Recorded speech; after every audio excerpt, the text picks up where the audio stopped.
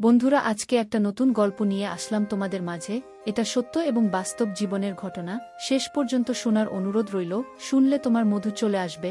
দেরি না করে চলো শুরু করা যাক। আমি যেখানে যেতাম শ্বশুর আব্বাই সেখানে যেত। আমি রান্নাঘরে রান্না করতে গেলে সেখানেও শ্বশুর আব্বা চলে আসত। মাঝে মাঝে শ্বশুর আবু আমায় এমন কিছু কথা বলতো সেটা আমি সহ্য করতে পারতাম না। শ্বশুর আব্বা আমায় সব সময় বলতো, আমি যদি আমার ছেলেকে না বলতাম তাহলে সে তোমাকে বিয়ে করত না। আমার স্বামী যখন ওই বাড়ি থেকে বেরোতো তখন আমার শ্বশুর আমার ঘরে এসে আমার স্বামীর নামে বাজে মন্তব্য করত। একদিন রাতে আমার স্বামী আমার ঘরে আসেনি, আর আমি ভয় পেয়ে আমার শ্বশুরের ঘরে চলে যাই। তারপর আমার শ্বশুর আমার যা অবস্থা করলেন সেটা আমার বলতেও লজ্জা লাগছে। কারণ কিছু রাত এতটাই অন্ধকার হয় যে মানুষের জীবন থেকে সব আলো মুছে দেয়। আজকের রাতটা আমার জীবনের এমনই একটা অন্ধকার রাত হয়ে ওঠে। আমার স্বামী রজব এখনো বাড়ি ফেরেনি। রাত একটা বাজছে। আমি ঘরে বসে তার ফেরার জন্য অপেক্ষা করছিলাম। আমার নজর বারবার ঘড়ির কাঁটার দিকে চলে যাচ্ছিল। সেকেন্ডের কাঁটার সাথে সাথে আমার ভয়ে গলা শুকিয়ে যাচ্ছিল। আমি প্রার্থনা করছিলাম যাতে রজব তাড়াতাড়ি বাড়ি ফিরে আসে। এরই মাঝে হঠাৎ করে বিদ্যুৎ চলে যায়। পুরো ঘরটা একেবারে অন্ধকার হয়ে যায়। আবার অন্ধকারে খুব ভয় লাগে, আর এখন চারিদিক অন্ধকার। এমনিতে আমি রজবের না ফেরার জন্য চিন্তায় ছিলাম। তার উপরে অন্ধকার, আমি কিছু দেখতে পাচ্ছিলাম না। মনে হচ্ছে যেন আমি অন্ধ হয়ে গেছি। আমি কোনো রকমে জিনিসপত্রকে নিজের ঘরের দিকে যাচ্ছিলাম। তখনই পাড়ার একটা কুকুর ঘেউ ঘেউ করে ডেকে উঠল। এত জোরে ডাকত যে মনে হলো সে আমাদের উঠোনে চলে এসেছে। ভয়ে আমার প্রাণটা বেরিয়ে যাওয়ার মতো অবস্থা। বাড়িতে তখন আমার শ্বশুরমশাই ছাড়া আর কেউ ছিল না।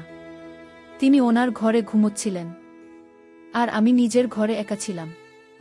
আমার মনে হচ্ছিল যে কুকুরটা আমাদের উঠোনে চলে এসেছে, আর সে যে কোনো সময় আমার কাছে চলে আসতে পারে। আমি ভয়ে ভয়ে আমার শ্বশুরের ঘরে গিয়ে পৌঁছালাম। আমি ওনার ঘরের দরজায় ধাক্কা দিতে লাগলাম। যখন ঘরের দরজা খোলে তখন আমি ভয়ে কাঁপছিলাম। আমি বলি, বাবা, আমার মনে হচ্ছে আমাদের উঠোনে একটা কুকুর ঢুকে পড়েছে। আমার খুব ভয় করছে। আমি কি আপনার ঘরে আসতে পারি? আমি এত ভয় পেয়ে গিয়েছিলাম যে আমার মাথা কাজ করছিল না, তাই হয়তো আমি একটা ভুল পদক্ষেপ নিয়ে ফেলি। আমার শ্বশুরমশাই আমাকে তার ঘরে যেতে বললেন। তারপর ঘরের দরজা বন্ধ হয়ে যায়। আর তারপর আমার সাথে যা হয়েছিল সেটা আমার পক্ষে মেনে নেওয়া সম্ভব ছিল না। তাহলে মূল ঘটনাটি বলি। একজন স্ত্রী যদি তার স্বামীর থেকে কম সুন্দর হয়, তাহলে সে সবসময় হীনমন্যতায় ভোগে। আজকাল আমার সাথে সেটাই হচ্ছে। রজব একটা খুব সুন্দর দেখতে জোয়ান ছেলে। আমিও দেখতে খারাপ ছিলাম না, কিন্তু আমার গায়ের রংটা একটু ডেম ছিল। এই কথাটা আমাকে বিয়ের পরের দিনই আমার শ্বশুরমশাই মুখ থেকে শুনতে হয়। সকালে যখন আমি জলখাবার খেতে ঘর থেকে বেরিয়ে আসি, তখন বাড়িতে অনেক আত্মীয় স্বজন ছিল। খাবার টেবিলে আমার শ্বশুরমশাইয়ের সাথে তার বোনেরা বসেছিল। আমার শাশুড়ি মারা গিয়েছিলেন। আত্মীয় স্বজনদের মধ্যে বেশিরভাগই আমার শ্বশুরমশাইয়ের ভাইবোন ছিল। আমি ওনাদের সাথে বসে জল খাবার খেলাম। আমার শ্বশুরমশাই সবার সাথে আমার পরিচয় করিয়ে দিলেন। তিনি খুব খোশমেজাজে ছিলেন। কিছুক্ষণ পর সব আত্মীয়রা তাদের বাড়ি ফিরে যায়। তখন বাড়িতে শুধু আমি আর আমার শ্বশুরমশাই ছিলাম। আমার শ্বশুরমশাই আমার জন্য চা বানিয়ে নিল। উনি বলেন, আমি ভাবলাম আমার বৌমা খুব ক্লান্ত, তাই আমি তার জন্য চা নিয়ে এলাম। তিনি আমার পাশে সোফায় বসে পড়লেন, আর চায়ের কাপটা আমার হাতে ধরিয়ে দিলেন। তিনি বলতে লাগলেন, রজব এমনিতে খুব ভালো ছেলে। সে আমার সব কথা শুনে তুমি একটা ভালো মেয়ে। কিন্তু আরও ভালো হতো যদি তোমার গায়ের রংটা একটু ফর্সা হতো। ওই যে বলে না, বসেই হয় যাকে সব সময় কাছে পেতে ইচ্ছে করে। ওনার কথা শুনে আমি একটু অস্বস্তি বোধ করছিলাম। আমি উনাকে বললাম, আমি আপনার কথা ঠিক বুঝতে পারলাম না। উনি বলেন, কাল মাঝরাতে রোজ ঘরের বাইরে এসেছিল। আমিও তখন জল খেতে উঠেছিলাম, তাই আমার তার সাথে দেখা হয়ে যায়। সে আমাকে বলে, বাবা, তুমি তার মধ্যে কি এমন দেখেছিলে? তুমি তো জানতে যে আমার সুন্দরী মেয়ে পছন্দ। তুমি অন্তত আমার পছন্দের মানটা রাখতে পারতে। এইসব কথা শুনে আমার মনটা খুব খারাপ হয়ে যায়। তবে রজব কাল রাতে আমার সাথে কোনো খারাপ ব্যবহার করেনি। সে এমন কোনো কথা বলেনি। সে বরং আমার প্রশংসা করেছিল। তবে হ্যাঁ, আমার মনে আছে যে রজব রাত 2টা-3টা নাগাদ একবার ঘরের বাইরে বেরিয়েছিল। কিছুক্ষণ পর আবার ফিরে এসেছিল। আমি হাঁ করে শ্বশুরমশাইয়ের মুখের দিকে তাকিয়ে রইলাম। তিনি আমাকে বললেন, আমি বুঝতে পারছি তোমার এই কথাগুলো শুনতে ভাল লাগছে না। আমি কাল রজবকে খুব বকেছি। আর বলেছি সে যেন ভুলেও তোমাকে এসব কথা না বলে। সে তোমাকে এরকম কোনো কথা বলেনি তো? আমি মাথা নেড়ে বললাম, না, এই কথাটা আমার বিশ্বাস করতে কষ্ট হচ্ছিল। কারণ কাল রাতে রজব আমার সাথে খুব ভালো ব্যবহার করেছিল। শ্বশুরমশাই এর পরের কথাগুলো আমাকে আরও অবাক করে দেয়। তিনি বলেন, আমি ওকে বারবার বারণ করেছি সে যেন তোমার মনে কষ্ট না দেয়। তুমি কিছু মনে করো না মা। কিন্তু আমি যখন তোমাকে দেখতে গিয়েছিলাম তখন তুমি মেকআপ করেছিলে। তখন তোমাকে দেখে আমার ফর্সা মনে হয়েছিল, কিন্তু তোমার আসল রংটা তো পরে দেখলাম। ওনার কথা শুনে আমি চুপ করে গেলাম। আমি বুঝতে পারছিলাম না কি জবাব দেব। হ্যাঁ, এটা সত্যি যে আমাকে যখন দেখতে আসা হয়েছিল তো এখন আমি একটু মেকআপ করেছিলাম, কিন্তু সেটাই তো স্বাভাবিক। আজকাল সব মেয়েরাই তো একটু আধটু সাজগোজ করে। রোজের সাথে যখন আমার সমস্ত বিয়ের কথা পাকা হয়েছিল তখন আমি খুব খুশি হয়েছিলাম, কারণ শ্বশুরবাড়িতে আমার ভুল ধরার জন্য আমার কোনো শাশুড়ি ও ননদ থাকবে না। কিন্তু তখন কি আর আমি জানতাম যে আমার শ্বশুরমশাই বিয়ের পরের দিনই আমার কথায় খুব ধরতে শুরু করবেন। বিয়ের পরের দিন থেকে আমি রান্নাবান্না আর ঘরের কাজ করা শুরু করে দিয়েছিলাম, কারণ বাড়িতে শুধু আমার শ্বশুরমশাই আর আমার স্বামী থাকত। এমনিতে আমার শ্বশুরমশাই খুব ভাল ছিলেন, আমার সাথে খুব ভালোভাবে কথা বলতেন, কিন্তু উনি রজবের ব্যাপারে যেসব কথা বলতেন সেসব শুনতে আমার ভাল লাগত না। রজব অফিসে বেরিয়ে যাওয়ার পরে বাবা আমার ঘরে চলে আসতেন। আমি তখন রজবের ফেলে রাখা জিনিসপত্র গোছাতে ব্যস্ত থাকতাম। বাবা এসে বলতেন, তুমি তাড়াতাড়ি আমাদের জন্য জলখাবার বানানো, তারপর আমরা দুজনে বসে গল্প করব। তিনি আমার সাথে বন্ধুর মতো কথা বলতেন। আমি ওনাকে এটাও বলতে পারতাম না যে আমি খুব ক্লান্ত, একটু বিশ্রাম নেব। কিন্তু চিন্তার বিষয় এটাই যে বাবা সবসময় আমার খেয়াল রাখতেন। আমি যখন রান্নাঘরে থাকতাম তখনই সেখানে এসে হাজির হতেন। আমি যখন রান্না করতাম তখন তিনি বলতেন, এভাবে নয়, এভাবে বানানো আমার ছেলের এই খাবার পছন্দ নয়। এমনিতেই তুমি দেখতে ভালো নয়, তার উপর যদি স্ত্রীর দায়িত্বটা ভালো করে পালন না করো তাহলে স্বামীর মন জিতবে কি করে। মাঝে মাঝে আবার বলতেন যে তুমি রুটিটা গোল করে ফেলতে পারো না। তো সবসময় যদি কেউ কারো মাথার উপর চেপে থাকে তাহলে সেটা একসময় বিরক্তিকর হয়ে ওঠে। আমিও বাবার উপর বিরক্ত হতে শুরু করেছিলাম। একদিন এমন একটা ঘটনা ঘটে যেটা আমাকে আরও বিচলিত করে তোলে। একদিন আমার শ্বশুরমশাই বলেন, রজব কখনো তোমাকে কোথাও ঘুরতে নিয়ে যাবে না, কিন্তু আমি জানি তোমারও ঘুরতে যেতে ইচ্ছে করে। তুমি অনেক স্বপ্ন নিয়ে এই বাড়িতে এসেছ। চলো তুমি রেডি হয়ে নাও, আমি তোমাকে ঘুরতে নিয়ে যাব। আমরা শপিং করতে যাব। বাবা আমার সাথে আমার শাশুড়ি মায়ের মতোই ব্যবহার করতেন। আমার সব কাজে ভুল ধরতে বলতেন। রজবের এটা পছন্দ নয়, ওটা পছন্দ নয়।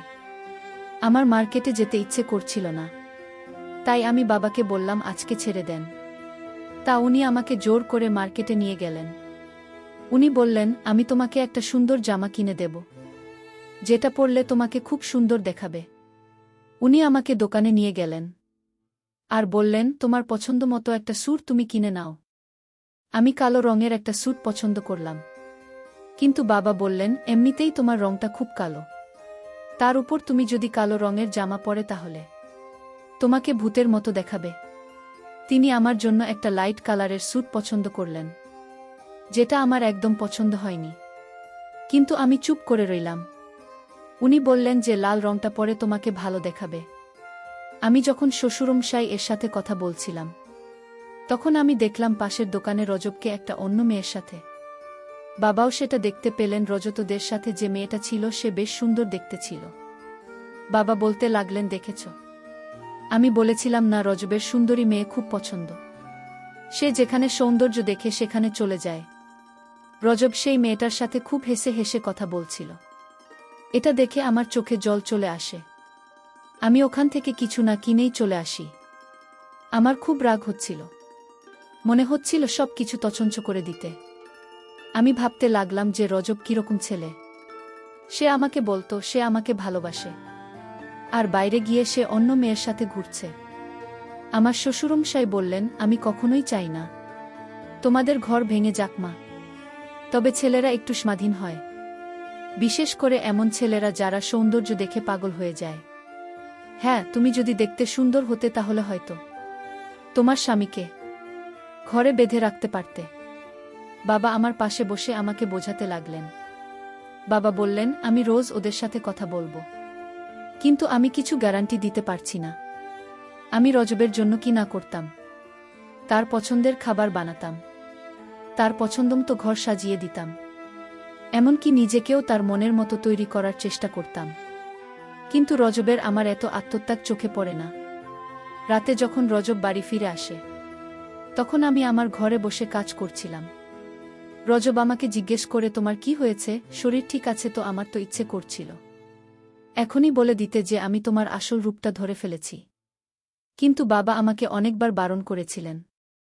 বলেছিলেন, এটা করলে আমার ঘর ভেঙে যেতে পারে। যদি জানতে পারে যে তুমি জেনে গেছ তার অন্য মেয়ের সাথে প্রেম আছে, তাহলে তার মন থেকে সব ভয় দূর হয়ে যাবে। আমি রোজ ওকে বলি যে আমার মাথা ব্যথা করছে। রজব বলে, চল, আমি তোমাকে ডাক্তারের কাছে নিয়ে যাচ্ছি। এমনিতেই তোমার গায়ের রং কালো, তার উপর কেঁদে কেঁদে নিজের যে অবস্থা করেছ, তোমাকে একেবারে ভূতের মতো দেখাচ্ছে। কথাটা শুনে আমার খুব অভিমান হয়। আমি বলি, আমি যখন এতই খারাপ তখন আমাকে বিয়ে করলে কেন? আমার কথা শুনে রজব আমার দিকে তাকিয়ে থাকে। তারপর একটু হেসে বলে, আমার অনেক বড় ভুল হয়ে গেছে, কিন্তু কি আর করা যাবে, ভুল যখন হয়েছে তখন তোমাকে সঙ্গে তো করতে হবে। এই বলে সে হাসতে হাসতে আমার পাশে এসে বসে। আমি বলি, আমি কোথাও যাব না, আমার মাথা ব্যথা করছে, আমি ওষুধ খাবার ঠিক হয়ে যাবে। এই বলে আমি ঘর থেকে বেরিয়ে চলে যাই। কিন্তু আমার মনটা খুব খারাপ হয়ে যায়।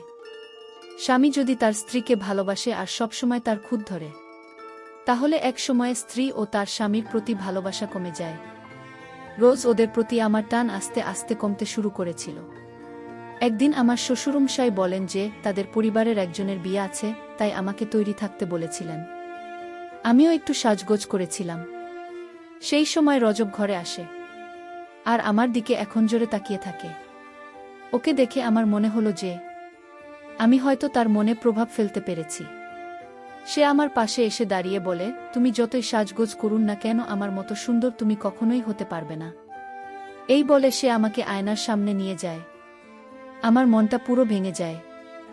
এতক্ষণ আমি ভাবছিলাম যে 1 ঘন্টা ধরে আমি এত সাজলেন সেটা সার্থক হয়েছে। কিন্তু রজবের কথা শুনে আমার ভুল ধারণা ভেঙে গেল। মনে হচ্ছিল আমার শ্বশুরমশাই ঠিকই বলেন যে ছেলেরা সেই মেয়েকে ভালোবাসতে পারে যারা দেখতে সুন্দর হয়। আমি রজবের থেকে সরে আসি। রাগের মাথায় আমি আমার সব গয়না খুলে ফেলি, তারপর টিস্যু পেপার দিয়ে মেকআপ মুছে ফেলি। এটা দেখে রজব একটু গম্ভীর হয়ে যায় আর বলে, রজনী, তুমি এটা কি করছো? আমরা এমনিতেই অনেক লেট হয়ে গেছি। আমি বলি, আমি কোথাও যাব না। রোজ বলে, এমন ছেলেমানুষি কেন করছো তুমি? একটা ছোট ব্যাপারকে এত বড় করে কেন দেখছো? আমি বললাম, আমার ওখানে যাওয়া ঠিক হবে না, কারণ আমি তোমার পাশে মানাবে না। আর তোমার কি মেয়ের অভাব আছে? ওখানে অনেক সুন্দরী মেয়ে থাকবে, তুমি বরং তাদের সাথে। এটা বলার সাথে সাথে রজব আমার গালে জোরে থাপ্পড় মারে। আমি এটার জন্য একদম তৈরি ছিলাম না। আমি রজবের কাছ থেকে এটা আশা করিনি। রজব বলে, এসব কি কথা বলছো তুমি? তোমার কি আমাকে দেখে সেরকম লোক মনে হয়? আমাদের গলার আওয়াজটা এতটাই উঁচু ছিল যে ঘরের বাইরে অবধি আমাদের আওয়াজ শোনা যাচ্ছিল। আমি বলি, আমার সামনে ভদ্রলোক। আমার শ্বশুরমশাই আমার কাছে এসে বসে। আমি বলি, সবসময় রজব আমাকে নিয়ে ব্যঙ্গ করে। আমি যখন ওর এতটাই অপছন্দ তখন ও আমাকে বিয়ে করো কেন? আমি জোরে জোরে কাঁদতে শুরু করি। আমার শ্বশুরমশাই আমাকে সান্ত্বনা দিতে থাকে আর বলেন, রজব এরকমই, আমি ওকে বোঝাবো, তুমি চিন্তা করো না। আমি তো চাই যে তোমরা দুজনে সুখের সংসার করো, কিন্তু তার কোনো নমুনা আমি দেখছি না। সুর আব্বা বললেন, এসব বাদ দিয়ে এখন চলো বিয়েবাড়িতে। আমি বিয়েবাড়িতে বাবার কথায় গেলাম। আমার মনে কোন শান্তি নেই। বিয়েবাড়িতে এত লোকজন, সে রাতে থাকা নিয়ে অনেক সমস্যা হচ্ছিল। বিয়ে বাড়িতে ঝামেলা থাকায় কে কোথায় থাকবে সেটা নিয়ে আলোচনা করতে শুরু করেছে। আমার স্বামী বিয়ে বাড়ি থেকে বাইরে কোথাও চলে গেল। তারপর আমাকে একটা রুমে থাকতে দেওয়া হয়। সেই রুমে আমি একা ছিলাম। আর রাত যখন গভীর হল তখন আমার রুমে আমি কাউকে দেখতে পেলাম। আমি বুঝতে পারছি না যে কে সে আমার রুমে এত রাতে। বন্ধুরা, গল্পটি আজ ব্যস্ততার কারণে শেষ করতে পারছি না। পরবর্তী পর্ব পাওয়ার জন্য আমার চ্যানেলটিকে সাবস্ক্রাইব করে পাশে থাকবেন। ধন্যবাদ।